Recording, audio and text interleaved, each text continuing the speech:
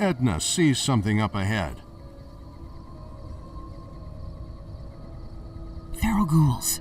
7 of them, heading this way. You take the one on the left.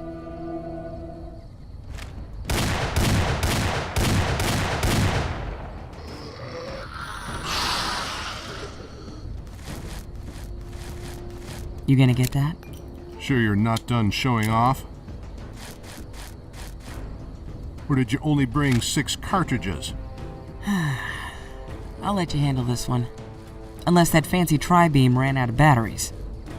I can handle a feral ghoul with my bare hands. And 50 pounds of power armor. Did I ever tell you about that time Edna and I beat up the entire Legion? I assume Edna took out most of them? She's meaner than she looks. Killed all the Legion mongrels before they knew what hit them. You can step on it now. I guess. I always feel sorry for the ferals.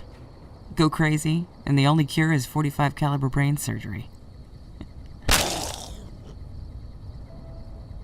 It's rough, even before they go feral.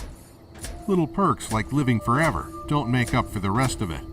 Some of the first ghouls are still alive today. Been like that for 200 years and haven't gone feral yet.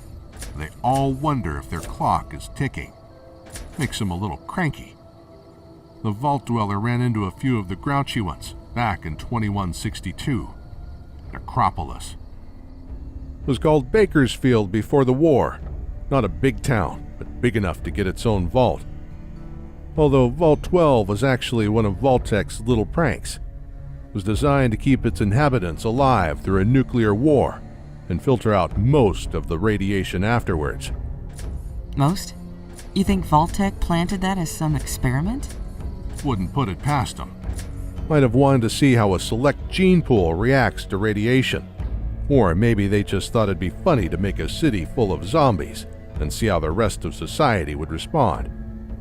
Even 80 years after the war, people still thought they were ghosts or reanimated corpses. Folk were mighty superstitious back then. Now we know that there's a rational scientific explanation for ghouls, even if the Poindexters can't agree on what it is. Radiation, genetics, the forced evolutionary virus. A little of all three? When the Vault Dweller came to Necropolis looking for a water chip, the ghouls weren't concerned with existential inquiries like, why are we here? They were concerned about a group of mysterious mutants that had arrived in town, shot a whole lot of them up, and took over the place. The first generation of super mutants. And their unseen master. Last NCR outpost in Nevada. Sure you don't want to rest? Gotta keep moving. Want to be at the Devil's Throat before sunrise. Aren't you worried I'll kill you in your sleep if we make camp out in the wilds? Nope. You promised me you'd help catch this thing I'm chasing. You seem to be like a man of your word. I could have killed you back there when you were reloading your Sequoia. And you didn't. So we trust each other now. Yep. My rifle feels a little light. I put a drained microfusion cell in it back in California. Figured you wouldn't feel the difference with your power armor on. They all drained, or just that one? We'll find out if 7 Deathclaws show up. Wasn't much trust between those mutants and the citizens of Necropolis either. The mutants had come hoping to find a sealed vault with a pure gene pool for their master's experiments. And the ghouls, they just wanted to be left alone. Their leader, Set, wasn't happy.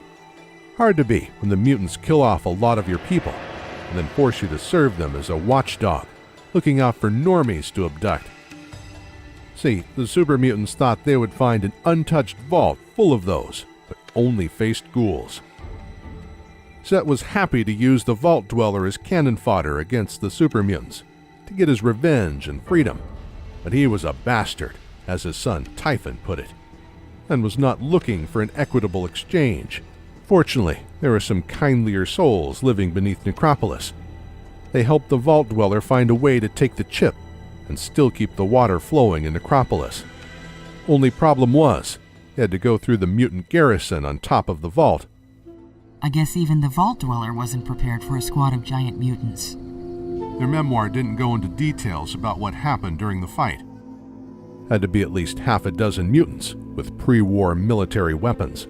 would have near impossible to get through a fight like that without losing someone. Ian's sacrifice made sure that they got that damned water chip. Even cleared out the mutants long enough for some of the ghouls to get out of Necropolis. Then his friends brought the chip back to Vault 13, and... oh, no. Things only got worse after that. The Devil's Throat. On the other side is a little road that heads north to I-15. Shaves a few miles off the trip. If we're lucky, we'll be able to catch up to your quarry before they reach Route 70. I used to look out at this godforsaken hole and think it was the end of the world.